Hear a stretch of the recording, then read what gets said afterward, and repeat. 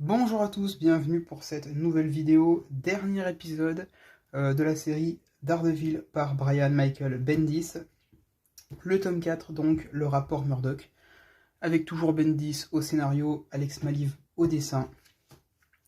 C'est donc la fin du run de Brian Michael Bendis, avant que celui-ci ne soit repris par Ed Brubaker, qui sera vraiment littéralement dans la droite lignée de ce que Bendis a proposé. On commence donc avec un premier arc qui s'intitule L'âge d'or.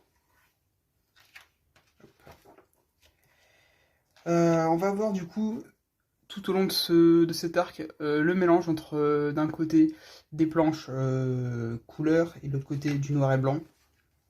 Noir et blanc, vous l'avez compris, c'est les flashbacks où on va suivre donc cet homme dans le passé, tout bêtement. Voilà. Alors les planches en noir et blanc, quand il s'agit d'Alex Maleev, c'est magnifique. Je sais que, bon, d'habitude, je préfère les comics en couleur, très honnêtement. Alors, quand il s'agit de noir et blanc, Bendis, il assure. Maleev, il assure. Vraiment très très beau. On va également avoir ces pages qui sont un peu old school. Je ne sais pas si vous pouvez vraiment le voir. Le papier est un peu jauni. On a ces petits points caractéristiques un petit peu des comics d'époque. Et bien évidemment, Daredevil avec son ancien costume, qui est donc le costume jaune. Là, pareil. Franchement, Maleev, quand il s'agit d'écrire, de dessiner dans ce style un peu old school, ça passe carrément. Franchement, ça passe super bien. Donc cet arc, qu'est-ce qu'il va nous raconter? On va suivre cet homme qui va engager Melvin Potter, le gladiateur, et qui vont capturer Daredevil, tout simplement pour se venger. Là, ils vont capturer Matt Murdock, en l'occurrence. On va découvrir pourquoi, à travers du coup ces différents flashbacks. Le passif que vont avoir ces deux protagonistes avec Matt Murdock et avec Daredevil. Notamment Matt Murdock qui a refusé de prendre la défense de cet homme. J'ai complètement oublié son nom d'ailleurs. Je sais pas s'il est écrit quelque part. J'ai complètement oublié son nom. Et voilà, ils vont filmer Daredevil qui va se faire démasquer devant les caméras pour que les gens découvrent que Daredevil est en réalité Matt Murdock.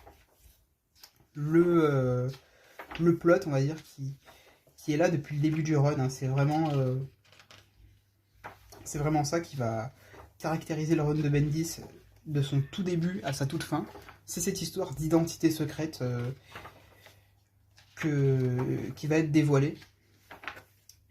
Et très honnêtement, ce quatrième volume, et cet arc en particulier, vient pas vraiment conclure tout ce qu'a débuté Bendis avec l'identité secrète de Daredevil qui serait dévoilée.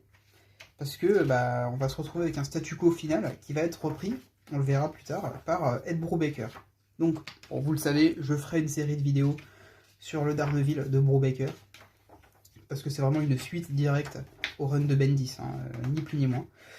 Donc ce petit arc, l'âge d'or, personnellement, j'ai vraiment bien aimé. J'ai trouvé ça très sympa. Il y avait vraiment de la tension, pour le coup, avec cette histoire de Daredevil qui va être démasqué publiquement. J'ai trouvé ça vraiment cool. On enchaîne ensuite avec le décalogue.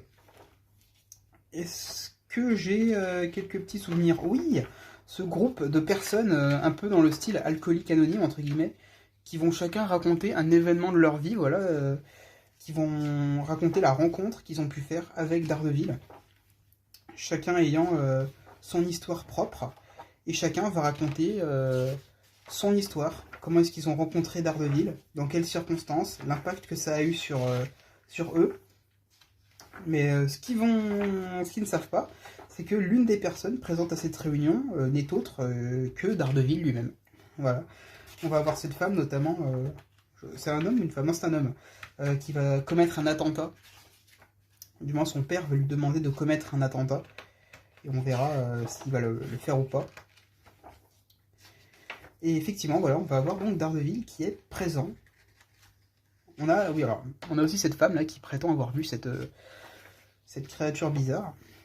Bref, chaque personne a vraiment sa petite histoire qui lui est propre. On a aussi une femme qui a été témoin de la prise de pouvoir de Daredevil quand il a tabassé le Caïd,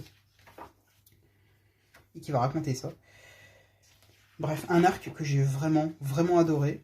On va aussi revenir sur le mariage entre Mila Donovan et Matt Murdock, parce qu'une des personnes présentes à cette réunion est une amie proche de Mila Donovan, à qui elle a raconté tout simplement cette histoire de mariage. Et donc Daredevil, voilà, qui s'infiltre dans cette réunion et qui va... Ça va bien évidemment mal tourner. Comment ça pourrait bien tourner, très honnêtement. J'ai vraiment adoré. Bon. On a aussi cette histoire, voilà, de ce machin qu'on a vu dessiner tout à l'heure, qui sort du corps d'un homme, et qui en fait prend le possession du corps des gens. On vire un peu dans le mysticisme, ce qui est un petit peu particulier.